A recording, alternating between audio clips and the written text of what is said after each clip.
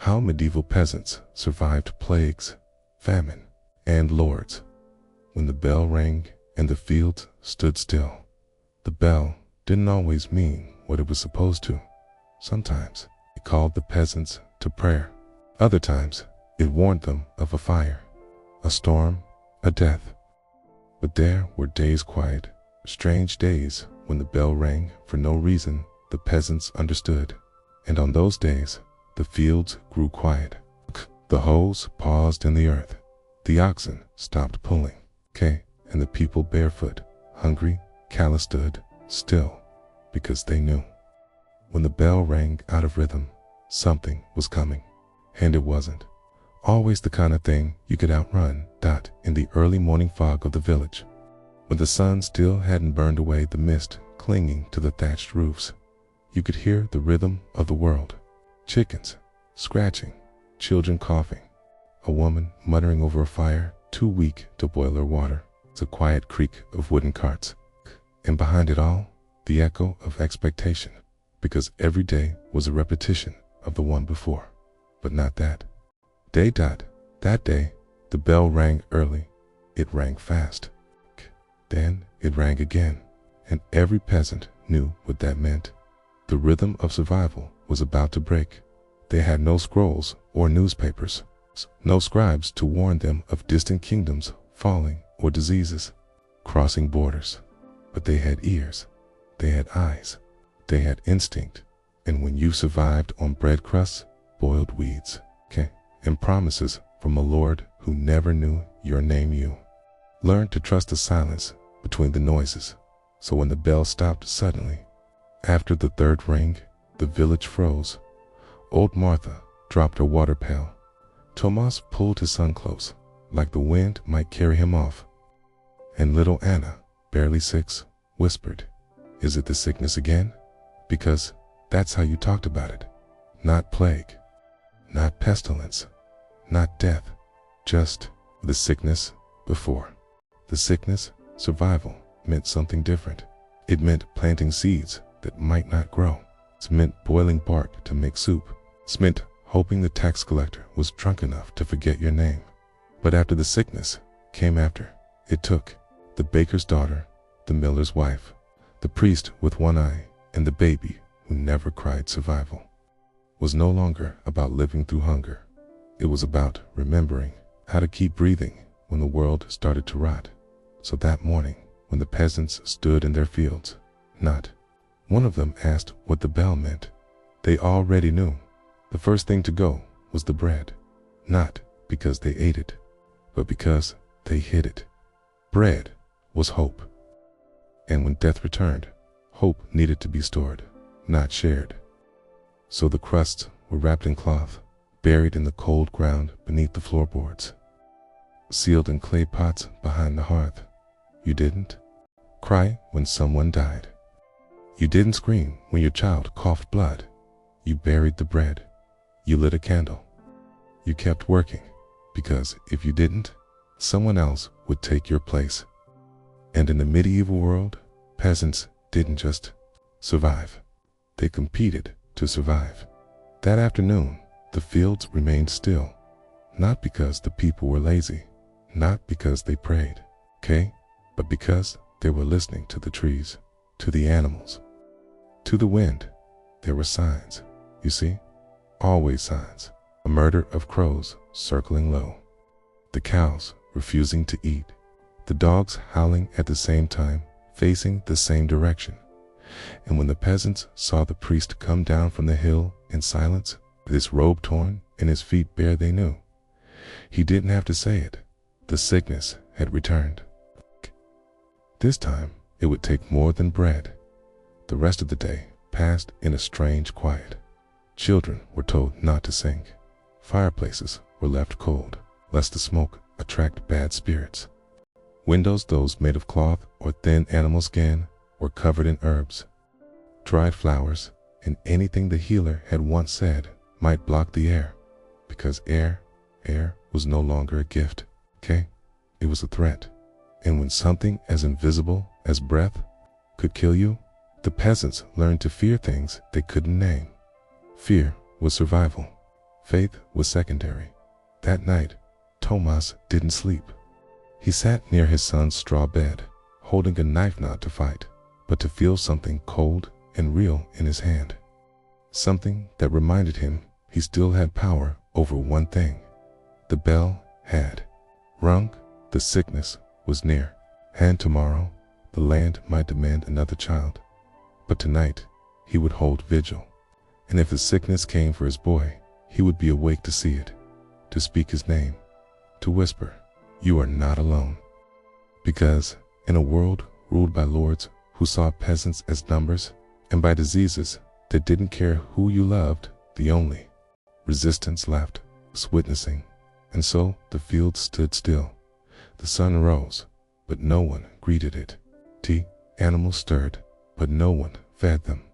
The bell had spoken, and in the silence that followed, the peasants returned to an ancient knowing that sometimes the only way to survive is to stop, listen, and remember that the world was once quiet for a reason.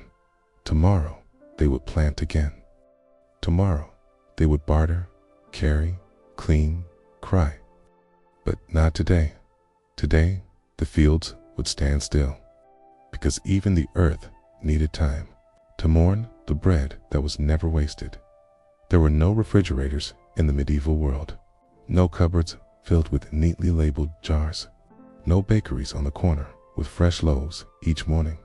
But there was bread, always bread, even when there was nothing else, not because it was easy to make, but because it was sacred. Bread was never just food. It was survival. It was memory. It was prayer. The peasants didn't measure their wealth in coins, for they rarely saw one. They measured it in crumbs. The heel of a loaf wrapped in linen was more valuable than a silver ring.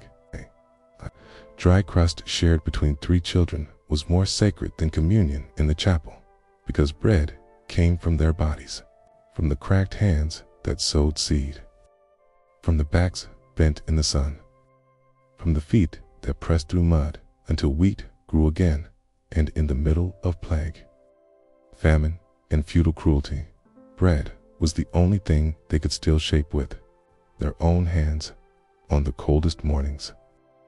When frost bit at the thatch and the hearths were too weak to fight the wind, you'd find women kneeling not in prayer, but in dough, elbows deep in flour that was half ash, half hope, kneading not for taste, but for time.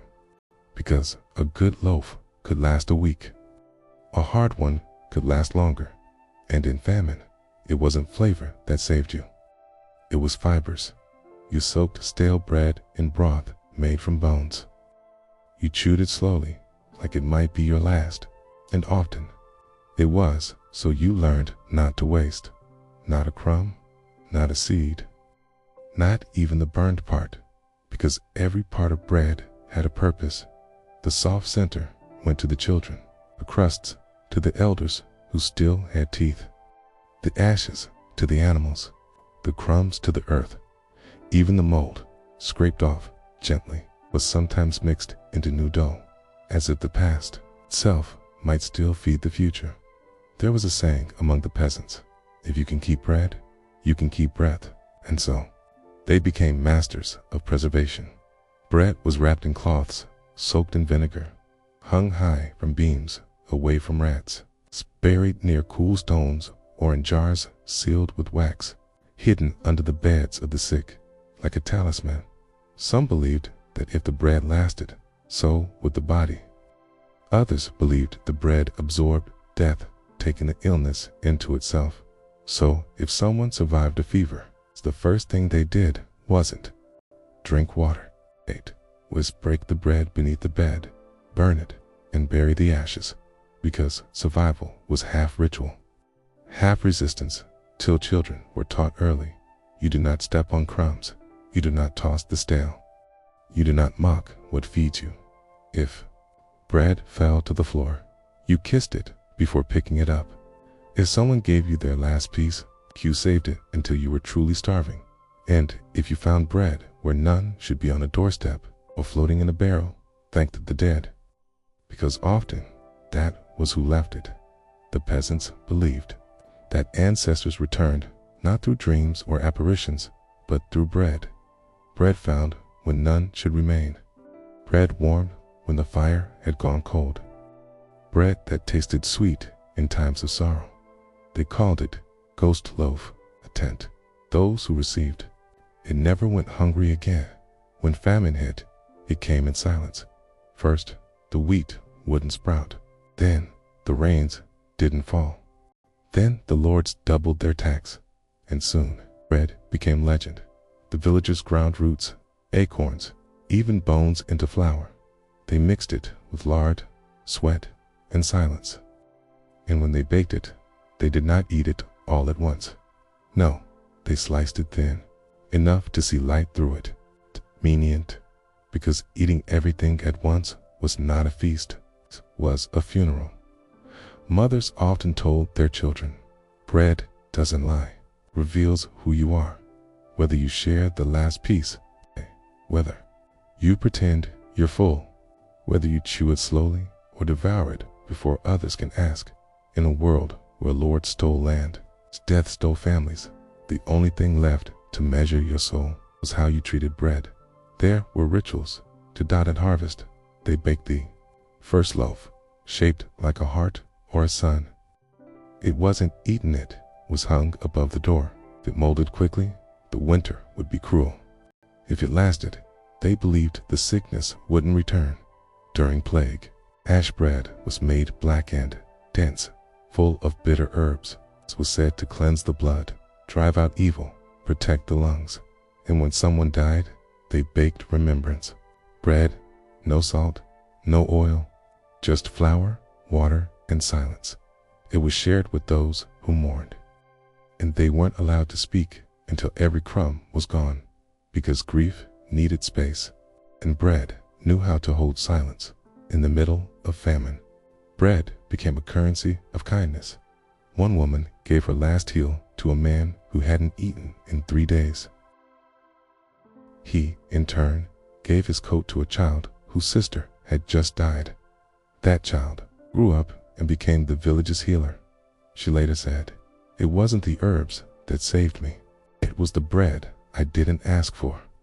Not all stories were about kings. Not all heroes carried swords. And not all prayers were spoken aloud. Sometimes the strongest thing in the world was a piece of bread, held out by a trembling hand to someone who hadn't eaten in days. That was the kind of power no lord understood, and no sickness could steal. So when they buried their dead, they buried them with bread, one piece in the hand, another on the chest, and sometimes a third under the tongue, so they'd have something to eat in the afterlife. Because even in death, the peasants knew, you do not face the unknown on an empty stomach. When plague knocked without a sound, it never arrived with a warning. No trumpet, no rider, no blood on the moon. The plague didn't crash through the door. It seeped through air, through cloth, through the space between a cough and a prayer. It didn't ask permission. It didn't care how much you had left to lose. The peasants learned quickly that death could be patient. It could wait outside your cottage like a wolf, quiet as mist, until one cough became two, until one fever became a funeral, until one child stopped asking questions. There were no doctors, only guesses, no medicine, only rituals, and no certainty, only silence. You didn't know who would die. You only knew they would. Maybe the old woman, maybe the strong man, maybe the baby who was just learning to smile, maybe all of them when the first signs appeared. They were subtle, a shadow in the face, a sudden nosebleed, a bruise that wasn't there yesterday. Then the heat came, the sweat that soaked through linen, the eyes that saw nothing but flame, the shaking hands that reached for water but spilled it before they could drink. Then the swellings under the arms, behind the ears, boils that pulsed, that screamed without sound, that burst and bled and reeked of something older than rot. And so The village did what it had always done when it didn't understand. It blamed. Some blamed the river. Some blamed the rats. Some blamed the healer, whose herbs never quite worked. But most blamed themselves. They whispered of sins forgotten, of oaths broken, of ancestors dishonored, because it was easier to believe you were being punished than to believe the world could break for no reason. The bell rang differently when the plague returned. Not fast, not loud, not full of panic. It rang once, low, long, then nothing. That was the sign. Not noise, but the space after, because even grief made less sound the second time. Mothers stopped singing lullabies. Fathers stopped carving toys. Lovers stopped dreaming of weddings. There was no room for joy. Joy made you reckless. Joy made you touch, and touch brought death. So the people lived like ghosts, moving quietly, eating last, speaking in whispers. Children were told to stay inside, not to play, not to laugh, not to chase the dogs or sneak berries from the edge of the woods, because laughter was dangerous. It made you forget that the air could kill. Some covered their mouths with cloth soaked in vinegar. Others burned bundles of rosemary and lavender in their homes. The healer smeared onion juice on the doorposts. The priest carried a cross made of bone. A man wore a bird skull on his head, claiming it scared away the spirits of sickness. It didn't, but sometimes belief was enough to buy another night of sleep. The dead weren't buried right away. There weren't enough hands, or shovels, or prayers, so they waited, wrapped in linen, laid in barns. Sometimes burned when the fear was too great.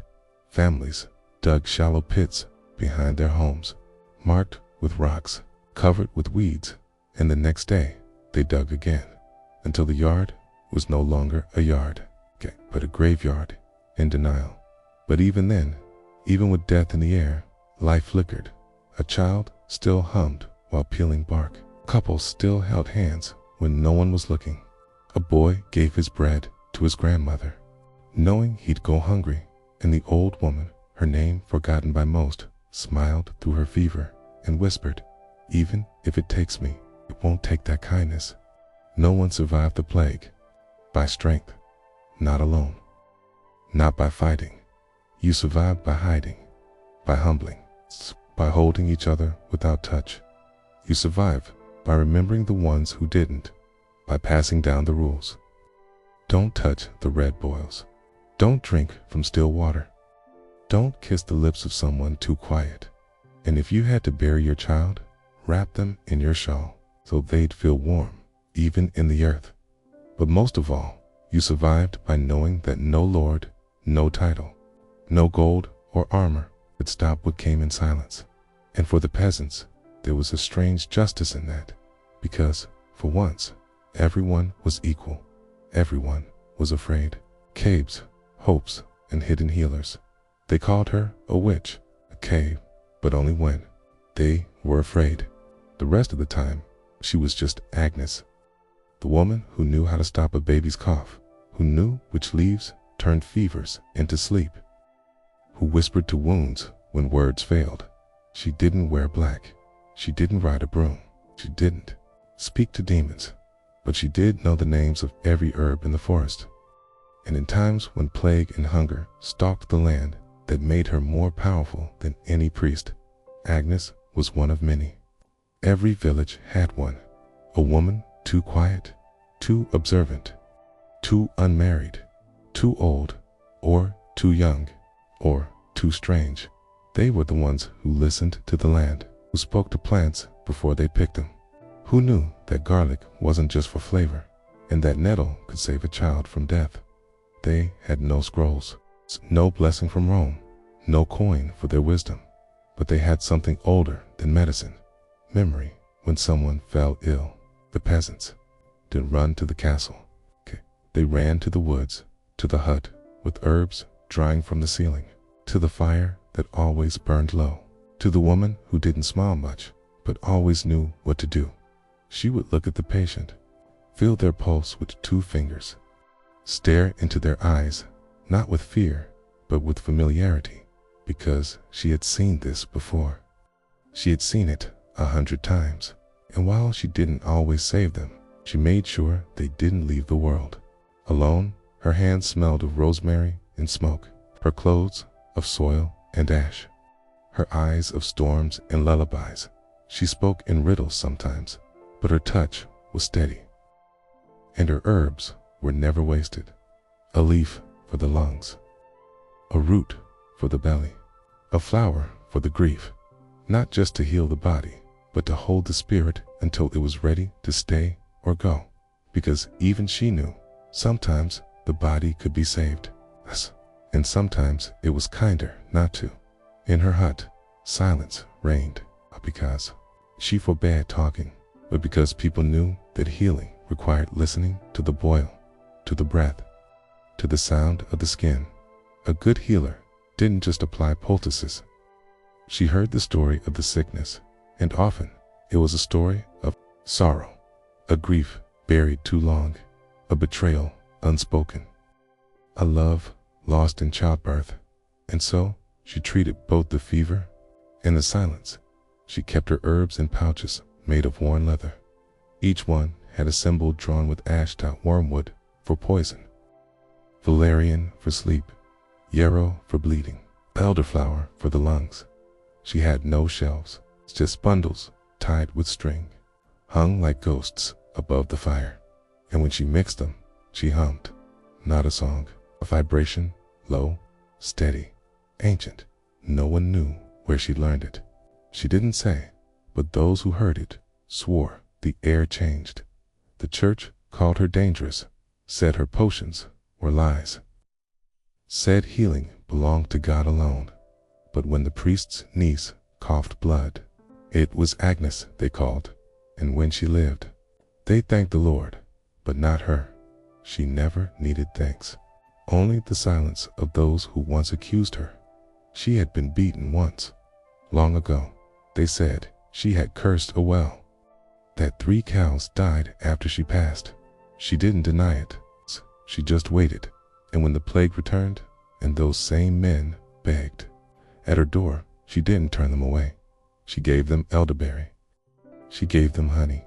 She gave them a second chance, because even healers knew bitterness poisons the blood faster than disease. But not all were like Agnes. Some used their herbs for power, for secrets, for payment, and favors instead of coin. Not evil, just desperate, tired of being feared and forgotten. And some paid with their lives, burned, drowned, vanished, because knowledge in the hands of the poor was always a threat to those who ruled by ignorance. Still, the healers remained, hidden in corners, living in shadows, waiting to be needed. And when the bell rang, they came, every time with their roots, their cloths soaked in vinegar, with their songs no one else remembered, because someone had to believe in something. When the sky turned black and the ground stopped feeding in the villages, people said, the sickness takes the body, but she speaks to the soul. And they meant it, because after Agnes left, the fever didn't always break, but the crying stopped, and sometimes, that was enough. So when the last frost melted and the plague pulled back like a tide, the healer remained, not celebrated, not praised, just remembered, like a root beneath the earth, like a scent in the wind, like a woman who once whispered hope into a dying world and stayed. Lords took the land, but not the spirit. The land was never truly theirs, not the hills they climbed, not the streams they drank from, not the dirt beneath their fingernails. It belonged to the lords, to the crowns that ruled from stone towers, to the men who wore rings and carried scrolls with seals, 2 names spoken with fear, but never with love. And yet the peasants worked that land, planted it, tended it, buried their children in it. They did not own it, but they belonged to it, and sometimes that was stronger. The Lord came once a year, sometimes twice, riding a horse too fat for the roads, wearing a coat so bright it looked angry against the gray sky. He didn't know their names, didn't know which child had died, didn't care which woman had given birth in a stable because the roof had caved in. He only wanted his share, his grain, his tax, his power, and when he took it, he didn't say thank you. He didn't say anything. He just looked at them, the barefoot, bent-backed, dirt-stained people of the earth, and saw subjects, resources, obligations, but never souls. The peasants knew better than to fight with swords. They had none. Their resistance was quieter, slower, deeper. They hid the best seeds. They overwatered a row on purpose. They told stories of wolves in the forest to keep the Lord's men from hunting there. They gave him bread that was just slightly too hard. They sang while they worked, even when they were told not to. They named their pigs after noblemen, just quietly enough to laugh without getting caught. Because sometimes survival was rebellion, and rebellion didn't always look like fire. Sometimes it looked like a woman giving birth and naming her son. Free. The church said the Lord was chosen by God, that obedience was holy, that suffering was a path to heaven. But the peasants had other saints, ones not written in books, ones who bled in the fields, who walked barefoot through frost, who held dying mothers and made them laugh one last time. And when they prayed, it wasn't to marble statues, it was to the soil, to the wind, to the sky that never asked for tax. There was a story told in many villages of a woman who once kissed the hand of a nobleman and slipped a nettle into his palm. He screamed. She was whipped. After that, he never touched a peasant again. The tale changed from place to place. Sometimes it was a boy, sometimes a widow. Sometimes the Lord died of infection. But the point was never the accuracy. It was the truth behind the myth. Power could bleed, and that was enough to keep the peasants standing. They built their strength in circles, shared milk, watched each other's children, told jokes while digging graves. The Lord could take the land, but he couldn't take the songs. The dances held in secret after sundown. The names spoken in the wind like spells. He couldn't own their memories, or their hunger for joy, or the stubborn way they still carved birds into the beams of their homes, as if reminding the sky they still belonged to it. Sometimes the peasants were forced to build walls, not around their homes, but around the Lord's manor. High, thick, cold. They did it without complaint. But each stone was laid with a whisper, a memory, a name. Here is where my daughter died. Here is the wheat you took from my mouth. Here is the silence you forced on my laughter. And so the wall became more than stone. It became a monument to what had been stolen. And sometimes, when the moon was high, those walls would crack, not from age, but from the weight of all that unspoken grief. The lords had armor, but the peasants had stories. They told them by firelight, passed them down with lullabies. Said things like, your grandfather once told the bishop no. Your aunt once outran the tax collector. Your sister. She looked a lord in the eye and didn't flinch. And even if it wasn't all true, even if most of it was just hope was still stronger than chains. The lords had gold, but gold didn't heal fever. Teed warmed the hands of a dying woman, didn't sing when the world turned gray. But the peasants did, with their cracked voices, with their splinters, with their unbroken, dirt-covered, barefoot, furious love. The kind of love that grows in the shadows. God, that survives without permission. That remembers even when the names are erased. So, when the plague came again and the lords locked their gates, it was the peasants who fed each other, who stayed, who held the hands of the dying. And when the famine swept the valley, the grain was gone. It was the peasants who found mushrooms in the forest, who boiled bark into broth, who whispered, "Eat first. I'll be fine." The land was never theirs, but it listened to them, okay? And sometimes that was enough, because no matter how many scrolls were signed or how many boots marched across the fields, the lords ruled from towers. But the spirit of the world lived in the hands of the ones who bled for it, and those hands were calloused, cracked, unseen, but never empty. Fires that fed more than bodies.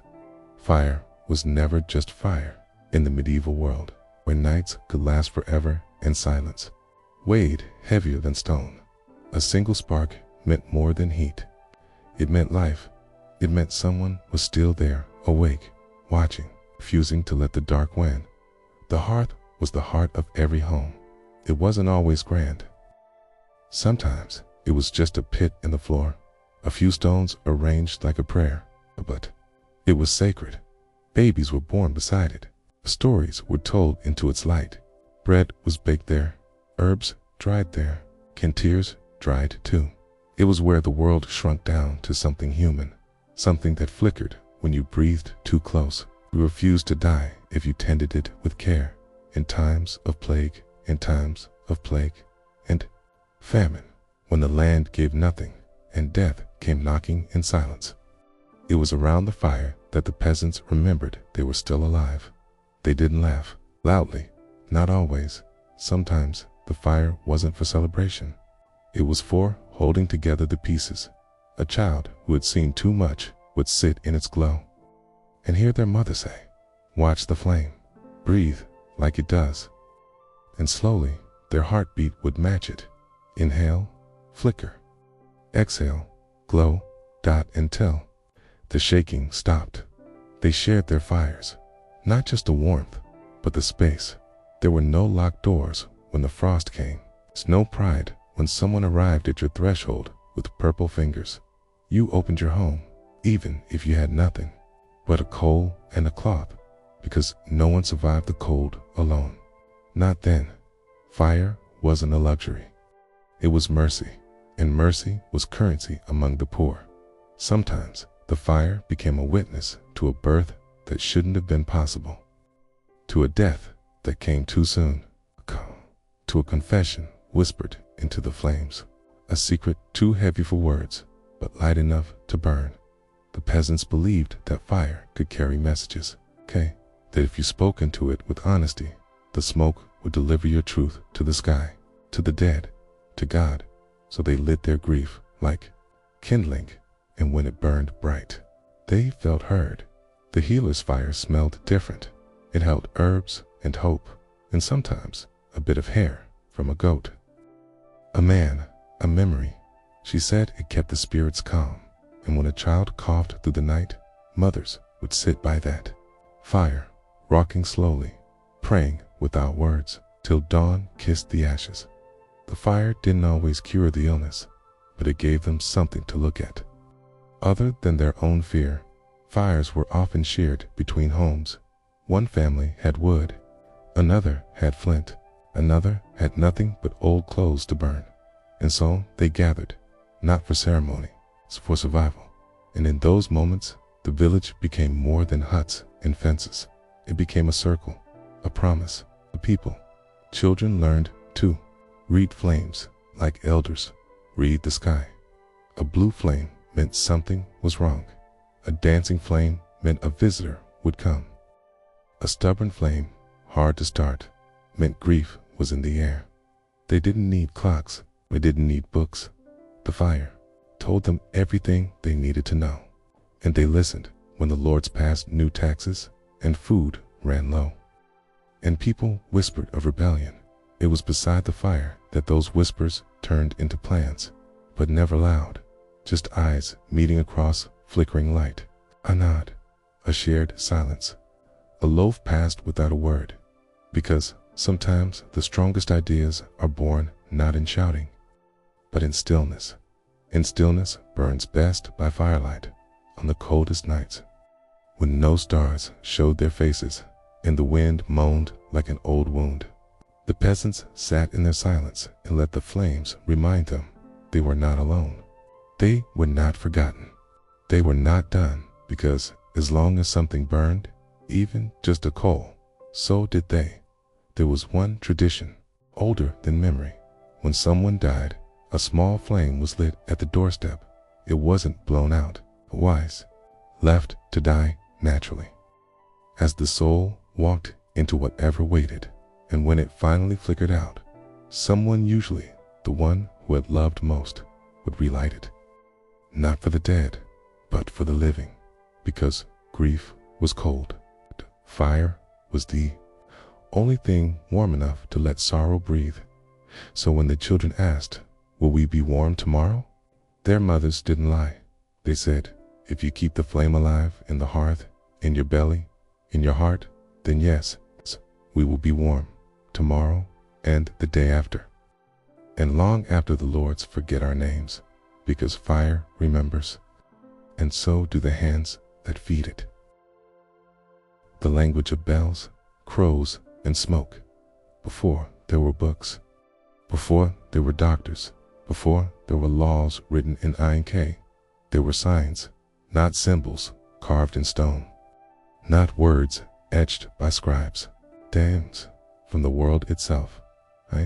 Bell that rang at the wrong hour, a crow that landed on the wrong roof, a line of smoke that didn't rise straight to the peasants. These were not coincidences. They were messages, because when everything else was silence or cruelty, the earth became their teacher, and they listened. The bell tower stood crooked at the edge of the village. It had no clock, just a rope, a rusted bell, and the weight of history. It rang to call for prayer, to warn of danger, to mark the passing of life. But sometimes it rang without reason. No hand on the rope, no visible wind, just a sudden clang in the middle of sleep. And when that happened, Kipo froze, because the bell did not lie. If it rang by itself, someone was already dying. Children were taught early, listen to the bell before you listen to your hunger, because the bell didn't just measure time, it measured fate. If it rang low and long, the healer was needed. If it rang 3 times and stopped, a spirit had passed through. If it rang and echoed, well, that meant something was coming. So not something you could fight. Crows were prophets in feather. They gathered where death lingered. They called out warnings in their jagged voices. They circled skies like thoughts that wouldn't settle if one landed on your roof. You watched your children sleep that night. If one stared through your window, you prayed louder. And if they flew in threes, you didn't go outside. The elders said the crows carried names in their wings, that they whispered them to the wind, that the wind then brought them to the bell. And if the bell rang after the crows came, you knew the earth had made a decision. Smoke told the truth, too. Not just that fire burned, but how it burned. If it rose straight, all was well. If it curled low to the ground, someone nearby was sick. If it turned green or yellow, a death had happened, or it was about to. Peasants didn't need alchemy. They had firewood and instinct. They burned pine for comfort, oak for strength, birch for cleansing. And when they smelled the fire, they didn't light. They stopped speaking, because sometimes smoke carried stories. No one had told yet. The wind was another language. If it blew from the east, it brought travelers. From the north, trouble. South winds brought healing. West winds, they brought change. A west wind could knock a baby's fever loose, or steal the breath of a man who had lived too long. The healer listened to the wind before mixing herbs. The midwife waited for the wind to shift before cutting the cord, because wind didn't ask questions. It answered them. Even animals carried messages. If the dog howled twice, a stranger approached. If the ox refused to walk, the earth was hiding something. If the cat sat by the fire and stared into it for too long, someone in the house had a secret. They watched the birds, the insects, even the trees. If the oak didn't drop its leaves on time, the winter would be cruel. If the bees left early, sickness was near. If the frogs were silent, someone was lying. The peasants didn't need proof. They had patterns, and patterns were proof enough when the world refused to explain itself. Some mocked them, called them superstitious, ignorant, primitive. But those people, they lived in castles. They had walls, guards, scrolls, and stained glass. They didn't have to know what it meant when the sky turned a certain shade of gray. But the peasants did, because they didn't have protection, only perception, and perception was survival. They told their children, everything speaks, you just have to stop talking long enough to hear it. So, children grew up listening, not just to words, but to everything between them. 2 footsteps on dry leaves, to the stillness before thunder, to the sigh of the soil before it cracked. And when they became adults, they passed that listening down, because while lords taught obedience, peasants taught awareness, kept you breathing. They didn't worship the signs, they respected them. They didn't need to understand why the crow came, only that it did, and that its arrival meant something. Sometimes, just knowing that was enough to change course, to stay home, to light a candle, to dig a grave before it was needed. They weren't trying to predict the future. They were just trying to avoid being surprised by it. And maybe, just maybe, that's what made them stronger than anyone gave them credit for. They couldn't write, but they could read the world. And the world, as cruel as it often was, always spoke back to them, in bells, in crows, spravs, in smoke, in the ancient language of what survives. The children who learned without books, there were no schools in the village, no chalkboards, no paper, no pencils, no rows of desks, and yet every child learned, not through silence, but through rhythm, not through reading, but through remembering.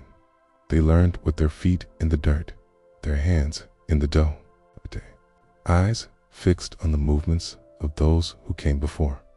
Knowledge didn't live in books. It lived in people, especially those who knew how to survive, carried libraries in their bones. Children learned to count by seeds, one for you, one for the wind, one for the crow who'll take it anyway. They learned to measure by hands, by footsteps, by how long a prayer lasted. They learned direction from the sun, time from the shadow of a pot, weather from the way the chickens moved before a storm. And they never asked, is this in the lesson? Because life was the lesson. Every scrape, every blister, every song sung too softly to wake the baby.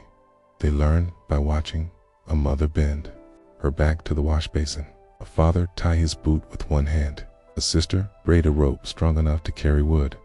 The movements were poetry. And every child was a reader.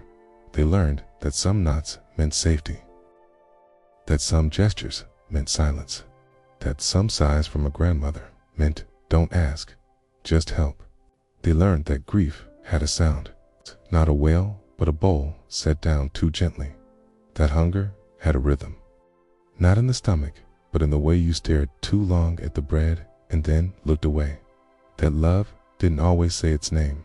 Sometimes it arrived in a patched shirt, a hand on the shoulder, a smile that tried too hard to look tired. Children were not kept from death. They saw it, heard it, felt it in the way the floorboards creaked after a funeral, but they also learned how to stand near it without breaking. They learned which herbs to place under a dying person's pillow, which stories to tell to a child with fever, which songs to hum when you had no more words left. No one said, you're too young to know this, 'cause in the village there was no such thing. If you could carry water, you could carry knowledge. And sometimes you learned faster with empty hands. They learned to listen to what wasn't being said, to the look exchanged between two women before the healer walked in, to the pause in a sentence when someone remembered who was missing, to the way the wind changed when a name was spoken too softly. And they stored it, all of it, not in notebooks, but in memory. Memory that lived in their fingers, in the way they stirred soup, in the way they lit candles, in the way they stepped aside for the older ones without being told. They played, too, but even play was a form of preparation. A game of balancing sticks became a lesson in carrying firewood. A chase through the fields became a test of who could spot the snake first. A song about a lost sheep was also a map of the forest. They laughed. They pretended, but behind every game was a truth, because the village didn't have time for useless things. Even joy had a purpose. Even laughter had a job. Stories were school, told by firelight, whispered while mending clothes, sung during the walk to gather water. Some were true, some were not, but all of them taught something. Don't eat the red berries. Don't trust the man who smiles too much. Always leave a gift for the river if you wanted to be kind. Children remembered what was important, because what was important kept you alive. They didn't need books to know how to survive a winter. They knew to pack straw in their shoes, put salt near the door, to rub oil on the hinges so the spirits wouldn't squeal through the cracks. They knew to make the fire look smaller when strangers passed, to pretend the bread was old when it was fresh. Speak kindly to animals, because sometimes animals were listening. They didn't have rules carved in stone, but they had wisdom etched into routine, and that was more powerful than any parchment, sealed in wax. And when they grew, those children who never saw school, they didn't recite poems. They became them, in the way they carried their mother's lessons in their grip, in the way they heard the crow and knew to stay inside, in the way they taught their own children, not through lectures, but through presence. So, no, they couldn't read, but they could read the world, and in the world they were given, with its lords and sickness and silence. That kind of reading was what kept you breathing. The silent rebellions of the poor, they never called it rebellion. There were no flags, no marching songs, no war cries carved into the wind, just small choices, quiet refusals, moments of stillness in a world that demanded movement. Because when the lords controlled the land, the church controlled the soul, and sickness controlled the breath. Silence became the only weapon left. Rebellion didn't always look like fire. Sometimes it looked like forgetting where you stored the grain when the tax collector arrived, forgetting how much you harvested when the priest asked, forgetting to bow when the noble passed through the village. These weren't accidents, they were acts, and they spread like roots underground, invisible but impossible to kill. They sowed seeds at night in corners of the field they were told not to touch. They taught their children songs the church had banned, tunes too old to be written down, but too powerful to be forgotten. They carved symbols into wood and stone, not for decoration, but for protection. Spirals, circles, hands with missing fingers. Each mark meant something. Each one was a promise. We are still here. They pretended to follow. They nodded when told to obey, crossed themselves at the right time, said amen when asked, but in their hearts they carried other gods, older ones, wilder ones, the spirit of the river, the voice of the tree that never lost its leaves, the wind that cried like a woman on cold nights. And though they never spoke of it aloud, they taught their children where to leave the bread, which stone to kiss, which path to walk backward when grief refused to end. They didn't riot. They remembered in memory, especially the kind that survives in the dark. It's dangerous. They remembered the winters when the Lord took everything. They remembered the girl who disappeared after refusing a noble's touch. They remembered the time the church door stayed shut even when the village was drowning in death. And they told those stories in whispers, round firelight, while hands mended and mouths stayed still, because silence doesn't mean absence. Sometimes silence is where the real truth lives. When the harvest failed and the collectors came with open hands and empty eyes, the peasants smiled, offered burnt grain, broken tools, a barn full of rats that had only arrived the night before. No one asked why the good wheat smelled like Ashdod. No one questioned how the poorest widow still had flour, because rebellion is clever, and the poor had learned how to hide things where the rich never thought to look. They buried knowledge, literally bundles of herbs tied with hair, charms wrapped in cloth, notes scratched into bone and buried under doorways. If they were found, they'd be burned, but if they weren't, they'd survive, and survival was the most sacred spell of all. Even hunger was used as resistance. When a child cried too loudly, the mother didn't hush them out of shame. She let the nobleman hear, let him know that while he feasted, her baby ate boiled bark, and when he looked away, as they always did, she smiled, because she knew he had seen her, and he would remember.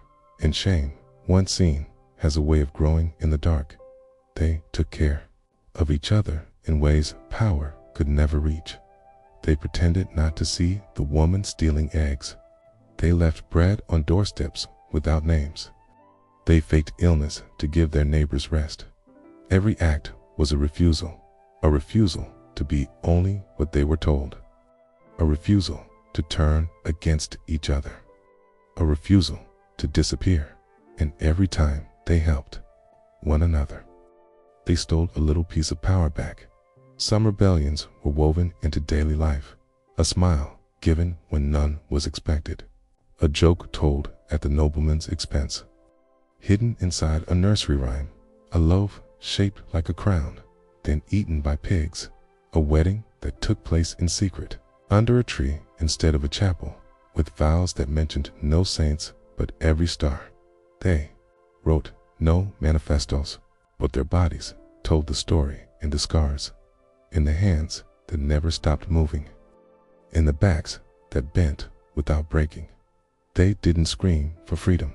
They lived it, one stolen seed at a time, one unspoken song, one step away from the eyes of power.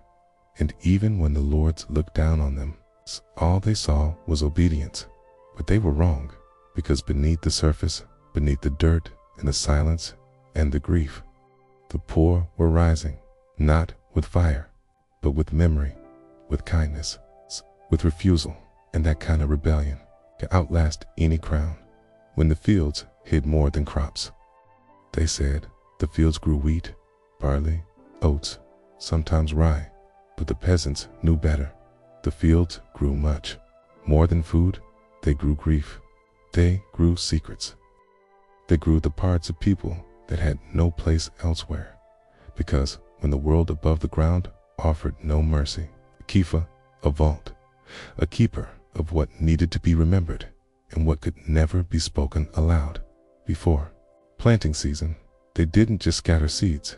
They made offerings, a lock of hair, a tooth from a loved one long gone, a piece of cloth with a name sewn in thread, a whisper.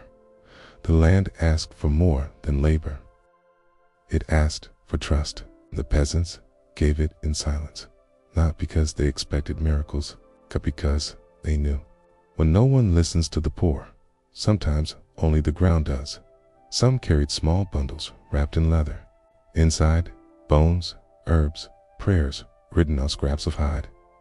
They buried them at the corners of their plots, not for fertility, though they hoped for that, but for protection from curses, from eyes that watched too closely, from lords who claimed everything, even the sky. The bundles had names. Sometimes the names of children who had died too young. Sometimes the names of the living, as if to anchor them to the world, as if saying to the earth, please, don't let this one be taken. Children played in those fields, never knowing what lay beneath. A mother's prayer under the rose bush, packed between neighbors, buried beneath the old fence. A tooth from a brother given to the soil during the last plague. The ground held stories that no tongue dared repeat, not out of shame, but reverence, because the field was more than food. It was memory. It was mourning. It was the last place where the poor had control, when someone disappeared, and no one dared speak of it. a circle of stones would appear in the north field. When a child was born with eyes too old for their face, a single crow's feather was buried beside the wheat. When a dream came 3 nights in a row, and no one could explain it, they walked barefoot through the morning dew, then pressed their soles into the soil to leave a mark, to ask a question, to listen, because the earth listened best when your skin touched it without barrier. Even the tools they used carried secrets: a hoe that had been sharpened beside a grave, spade used once to bury a promise, a rake that sang when dragged through a certain patch of ground because something below still remembered pain. And so they moved carefully, not just to tend crops, but to avoid disturbing what was sacred, what had been entrusted. Farming wasn't just survival. It was a kind of negotiation between life and death, between what grows and what decays, between the world you can see and the one that murmurs beneath your feet. Some women wore cords around their waists when they walked the fields, braided with 3 colors: black for what was lost, red for what was still hoped for, green for what they didn't yet understand.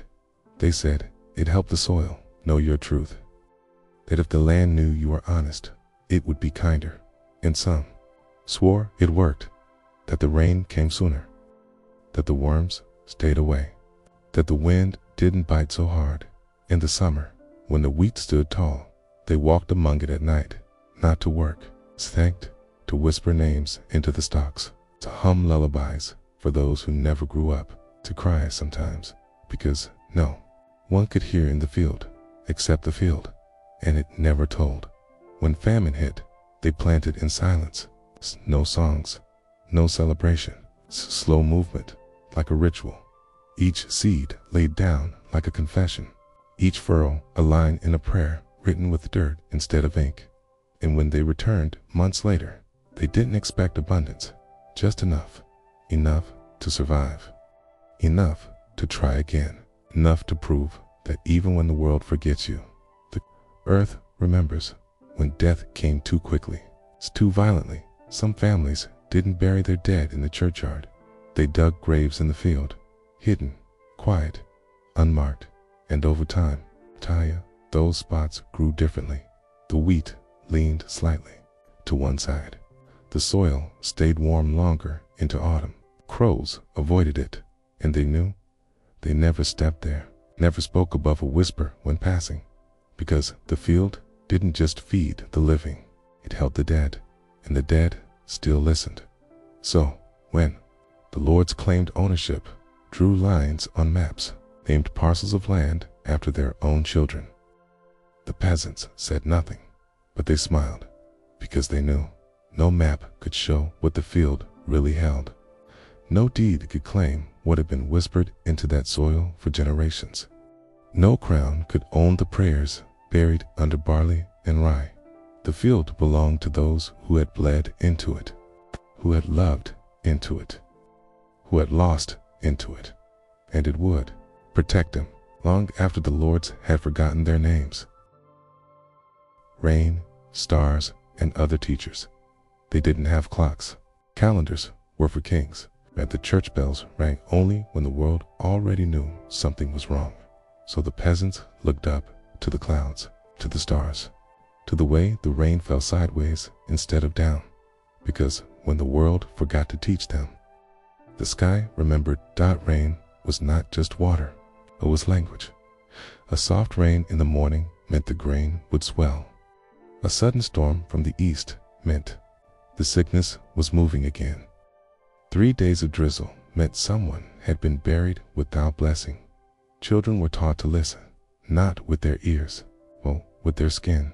If the rain felt too cold for the season, they fetched more firewood. If it stopped too soon, they sealed the barrels of water with cloth, because survival meant knowing when the sky had changed its mind. When there was no priest to bless the field, the peasants walked barefoot into the mud and held out their hands to the rain. They didn't ask, they thanked, because they knew the land did not owe them anything. And when the rain came, it was not a gift, it was a chance and chance. In a world ruled by lords and plagues was sometimes all you needed. They read the stars, not for wishes, but for warnings. If Orion rose too early, the winter would be harsh. If the North Star flickered, someone would lose their way. They didn't draw constellations in books. They walked them, a line of stones from one field to another. A tree planted beneath the path of a summer moon. A grave dug where Venus touched the horizon. The stars were not symbols. They were roots, and peasants were their quiet navigators. They didn't need to name the stars to understand them. They just knew that if one disappeared from the sky, a name would disappear from the village too. And when two stars pulsed together, a baby would be born with a twin soul, a child who could see the storm before it arrived, or hear the crows before they called. Some called it nonsense, but the village listened, because when nothing else made sense, the stars still moved with purpose, and that was enough. Wind was a messenger. It knocked on doors before strangers arrived. It crept through windows when someone was about to pass. It howled not in anger, but in memory. The elders said the wind carried stories, that it whispered things too ancient to be spoken aloud. And if you listened closely, especially near the woods, especially after dusk, you could hear your own name, spoken by someone long gone. Children were taught to follow birds, not people. If the starlings flew low, keep your head down. If the geese turned before the river, winter would arrive early. If the owls called 3 times, wait. Even if it's morning, even if you've said your goodbyes, because time in the village was not measured by bells. It was measured by wings. The peasants knew the moon better than they knew the king. A waxing moon was for planting. A waning moon was for healing. Full moon was for remembering, not celebrating. No one sang under the full moon. They walked. They visited graves. They made tea with herbs that bloomed only that night. The moon pulled at more than the tide. It pulled at memory, and the villagers led it. They spoke to trees the way others spoke to saints. The old oak at the edge of the field. They left bread there on days of mourning. The yew behind a well, no one touched it, because it was said to hold the breath of a child who had died laughing. And the elder tree by the healer's hut, they tied threads to its branches, one for hope, one for grief, one for everything that had no name. In a world where so much had been taken books, power, choice observation became their education. They studied the light, how it fell on the fields, how it refused to enter certain houses, how it warmed the water in a basin just enough to soothe a baby's fever. They learned by feeling, by waiting, by trusting. And though no one gave them diplomas, they graduated. Every winter, they survived. So when someone asked, "How do you know the famine is ending?"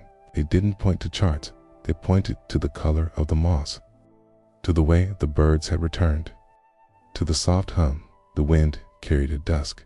Because the world always speaks, and the poor, the forgotten, the silent, they learned to listen better than anyone, not because they wanted to, but because their lives depended on it. The shoes that walked beyond borders, not all stayed. Some ran, walked, wandered, disappeared without a word, and reappeared with a new name, a new scar, a new silence behind the eyes. They left behind fields they had buried prayers in, doors that never locked, fireplaces still warm. And when asked why, if anyone dared to ask, they answered only with the truth. 'Cause staying was killing me more slowly. The shoes they wore were not strong. Some were made of scraps, wrapped in cloth, tied with thread, stuffed with straw to soften the blisters. But they were sacred, because they were the only proof that a person had chosen movement in a world that demanded stillness. Each step was rebellion. Each mile was a refusal. Each road was a prayer. Let there be something better ahead. There were no maps, only rumors. Whispers traded over fences. A man who once knew a woman who had heard of a village where where the Lord had died and the people now tilled land for themselves. It wasn't always true, but hope doesn't need accuracy. It just needs possibility. Some left at night, carrying nothing but a crust of bread and a piece of cloth tied around their wrist, the color of their mother's shawl. Others left in daylight, with eyes forward and hearts clenched, pretending not to hear the cries behind them, and a few were sent, not by choice, but by desperation. You go, you're younger, stronger, faster. Find a better place, then come back for us. Some did, most couldn't, but all carried the weight of those who couldn't walk beside them. The roads were not kind. Wolves, thieves, fever, men who wore armor and didn't ask questions before striking, but the walkers had something stronger than weapons, need. They weren't chasing gold. They weren't chasing glory. They were chasing bread that wasn't taxed, a bed without rats, a life where silence didn't mean defeat. Some found what they sought, a village where the rules bent, where the people spoke a dialect that felt familiar but not oppressive, where the earth gave a little more, where the air didn't carry death every season. They didn't announce themselves. They just arrived, worked hard, stayed quiet, built trust, one shared meal at a time, and eventually they were called neighbor. Others wandered forever, sleeping near rivers, eating what the crows didn't want, forgetting the sound of their own voice because there was no one left to hear it. They became stories. Ghosts who walked the same roads each year. The woman in the red shawl, the boy with no name, the man who talked to trees. Some believed they had died. Others believed they had been set free. They left signs for each other. 3 stones stacked by a road-safe water nearby. A feather tied to a tree. Someone died here. It's carved into a wooden gate. Don't trust this place. It was a language made of desperation, but also of care. Because even when they walked alone, they remembered what it meant to leave something behind for someone who would come next.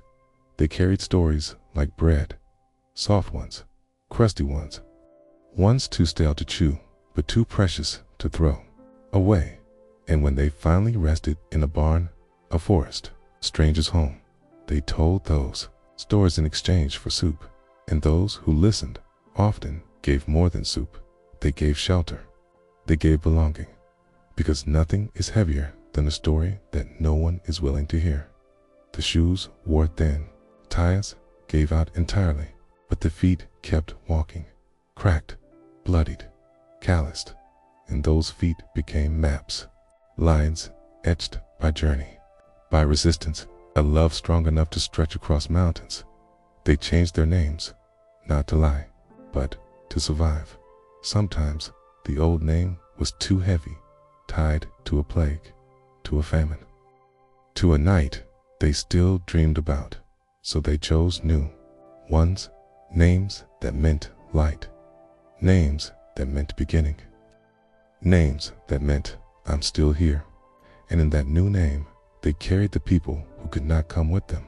So when you see a footprint in the mud leading away from everything, know this: it might not belong to a coward or a traitor or a ghost. It might belong to someone who once stood exactly where you are now and whispered to the wind, there must be more than this, and then walked toward it until their body gave out or their heart found home.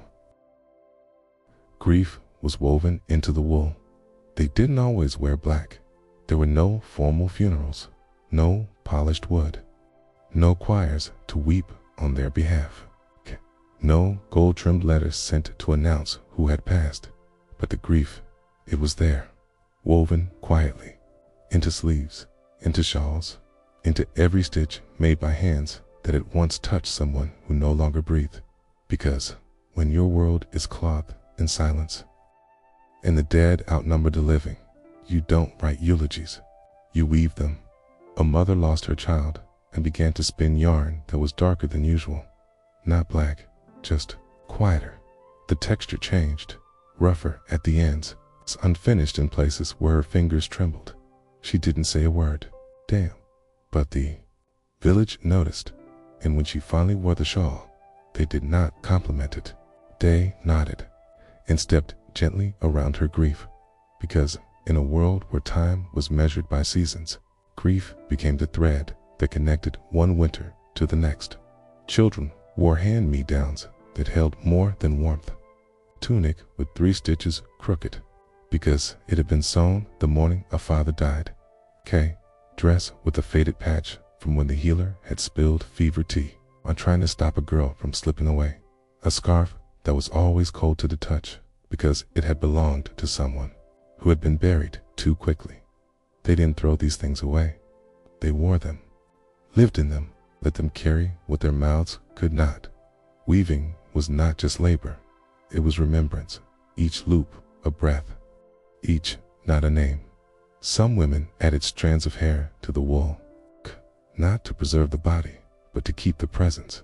And when they gave that cloth to someone else, they said only, "It holds memory." No one needed to ask whose dot. There were patterns that meant goodbye. 2 lines close together, 4 lovers parted. Spiral that ended sharply for death in childbirth. A square unfinished on one corner for a child who hadn't reached 7 winters. These symbols weren't written down. They were understood, passed from eye to eye, hand to hand, thread to thread. The wool spoke when words refused. Even mending became sacred. A tear in a cloak wasn't just a hole. It was where someone had stumbled, carrying a body. A burn in a sleeve marked the night the fire burned too long because no one could sleep. After they buried the last of their kin, they didn't hide these flaws. They patched them with care. And in those patches lived the history no scroll could hold, because the poor didn't have libraries. They had wool. They wore layers, not just for warmth, but for protection. A shawl inherited from a grandmother who had survived the first plague. A belt made of braided threads from old garments, each one from someone gone. A pouch sewn into a sleeve, holding a button, a piece of bone, a name written in ashdot. These weren't fashion. They were armor against forgetting. Even when the threads unraveled, they kept them, rolled into balls, placed on altars made of rock and dried flowers. Some burned them, not out of anger, but to release the grief back into the air, so it could rise, so it could find the one it belonged to, so it could leave space in the heart for something other than ache. There was one old woman, they called her Myra. She had outlived 6 children, 3 winters that froze the rivers, and a husband who died holding her, name in his teeth. She spun thread that no one could copy. It was said her wool carried dreams and nightmares, and all the unshed tears of the village. People wore her work not to feel warm, but to feel held, because Mira knew something the rest forgot. Grief doesn't end, but it softens when it's shared. So when someone died, no one said, "I'm sorry." They came with yarn, with cloth, with needles, and sat beside the grieving one in silence, and together they stitched, not to fix, but to feel. And when the cloth was done, it wasn't just a blanket. It was a history, and it stayed in the family until the thread gave out, or until the story had been told enough times that it no longer needed fabric to hold it. The village that never died. There were maps that said the village no longer existed, charters revoked, fields claimed by new lords, caves, names erased from records, written in ink too fragile for the rain. But the villagers laughed at maps, because they knew the village had never been made of stone. It had been made of people, and as long as one of them remembered the path through the woods, the taste of the spring water, the way the wind moved between the thatched roofs, the village still lived. It lived in the songs, sung by voices hoarse from frost, not in tune, but always in time. It lived in the bread, still baked with a pinch of ash from the old hearth, because someone once said that kept the hunger away. It lived in the way They wrapped their children at night, tight around the chest, so dreams wouldn't escape before morning, and it lived in the space between sentences, the pauses that only people who had seen the same losses understood. No one ruled there. Not truly. There were no thrones, no swords raised in declaration, just a council of elders who spoke slowly, and only when the youngest had already spoken. Their wisdom was not in what they remembered, but in what they had survived, and survival was its own kind of scripture. The village was not perfect. There were feuds, jealousies, silences that lasted too long.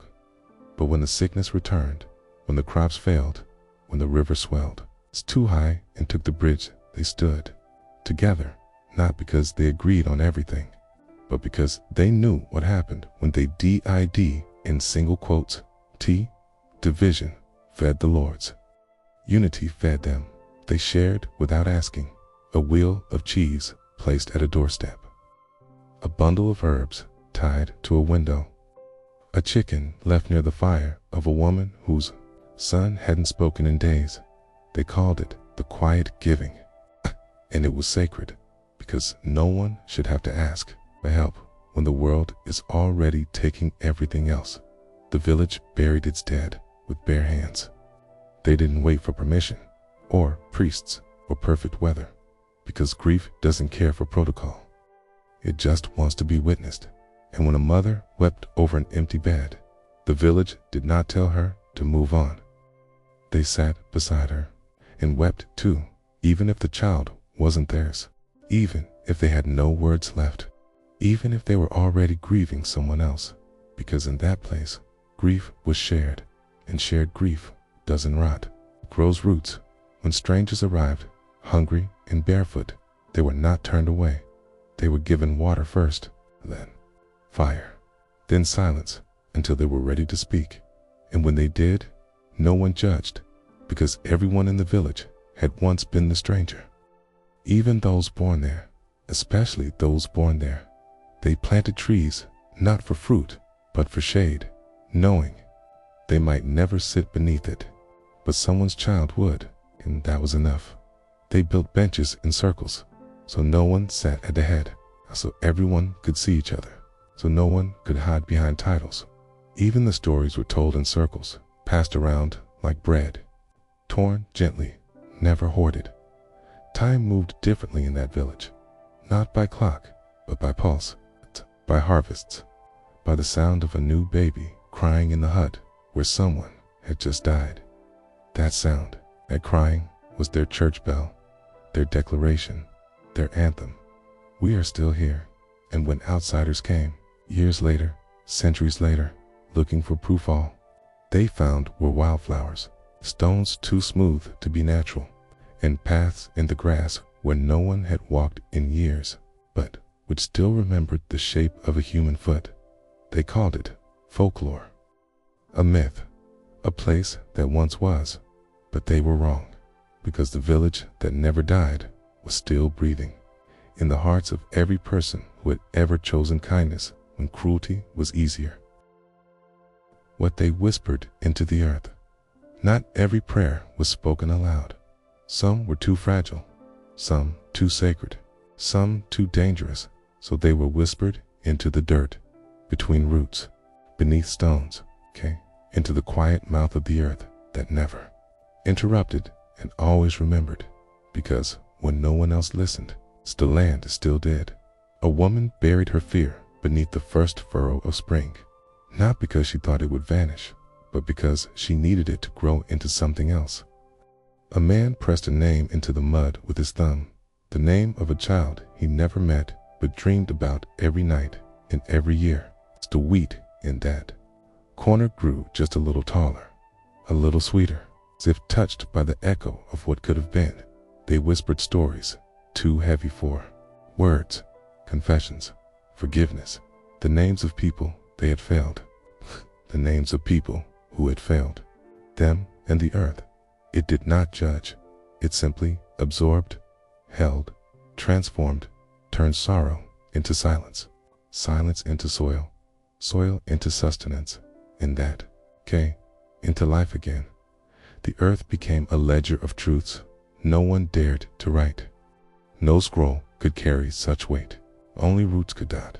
And so, when they dug to plant, they did so gently, like uncovering an old letter, like brushing dust from memory, because they knew what lay beneath was not just rock and bone. It was story. Some whispered to the earth because they had no one else, because their grief made people uncomfortable, because their love had no name the village could accept. So they walked far into the field, lone, knelt down, and spoke. Sometimes 4 minutes, sometimes 4 hours.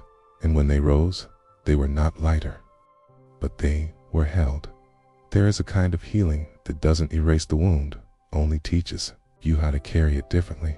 The earth did that. Children were taught to place their hands on the ground when they didn't know what to say, when they lied, when they felt afraid, when they missed someone too much. Ask the earth what to do. Their mothers would say, and sometimes the wind would shift. A bird would cry. A flower would bloom out of season. The answer never came in words, but they understood anyway, because the earth speaks in the language of everything else. Even the dying turned their faces toward the soil, not in defeat. In return, their final breath wasn't given to the sky. It was given back to the place that had caught them again and again, when everything else fell apart. And when they were buried, their loved ones whispered one last time, "Take care of them, like you took care of me." The earth always answered.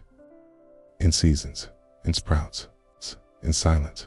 And when a stranger asked, how did they survive so long? How did they endure so much? How did they live without power, without wealth, without anything at all? The answer was simple. They had each other. They had memory. They had the land, and the land had them, not as owners, but as keepers, as dreamers, as voices buried, not to be forgotten, but to be planted, because everything planted has the chance to bloom again, even hope, even history, even hearts that broke too many times to be counted. And so the story ends where it began, with hands in the soil, with the breath in the wind, with voices too quiet to be heard by kings, but loud enough to echo through generations. What they whispered into the earth was never truly lost. It waits, it listens, it grows, and every time someone kneels to touch the ground and remember, the village breathes again.